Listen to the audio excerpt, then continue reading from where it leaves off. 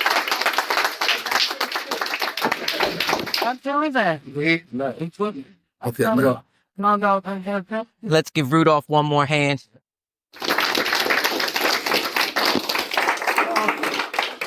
I'm an addict named Adam. I will say this, like the word suggestion does mean subtle command though. And then I'm like, dang. And like for me too, I'm still not driving down Pythian. I know Homie the Clown, she's got the Somas here, right? Like I put in a lot of action to change people, places, and things, just like he said, you know? One of the gifts of this program is, look, I've got to sit down, all the mistakes that I've made, and I still make some. But I'm talking mistakes like he shared about are my assets today, right? They're my assets, but I've been able, to do what the fellowship has said. I did the meeting a day, and I couldn't grasp that. Like a meeting a day, I gotta go to work. But if I'm using, I'm gonna get my drugs. And so this program has also allowed me to get my education, right? And so what he's saying about that 2.5 people, I'm here to tell you right now, I'm about to be a doctor on April 10th, right? No. Thermometers have degrees. And if your baby is sick, what do we do with that thermometer? You stick it up its ass, right? But I'm going to tell you right now, only 2% of addicts and alcoholics will ever get 5 years of clean and sober time. And that's not to say that, because our literature tells us, right? Jimmy K wrote this like 1965. We do recover. Never has there been a better time in man's entire history, right? For the addict or alcoholic, for the addict, right? He wrote that in 65. It's 2025 today. I do Zoom meetings. And I'm serious, who has smoked grandfather crack? That real bad crack, right? I have done some bad, shitty drugs. There's no reason why I can't log on to a Zoom meeting. If you got a smartphone, like we have a lot of stuff today. I can get the readings from all the fellowships, all the Just for Todays, all the step works from not everything. So even though, yes, the odds are against us, still though, technology has allowed us all this stuff. We have it there for us, but man, we got to put in work. And I don't know why it worked for him or why it worked for me, coming in and out for 10 years, why I got to go through that. Not everybody gets to go through that. Like, I'm serious. And he's heard me share. My mother, my father, all my siblings, aunts, uncles, see ya, gone as a direct result of addiction, right? And so some of us don't get that chance, but you're in good hands with Joe Dub. Now, there's 10 minutes. Open the floor for sharing if y'all want to share.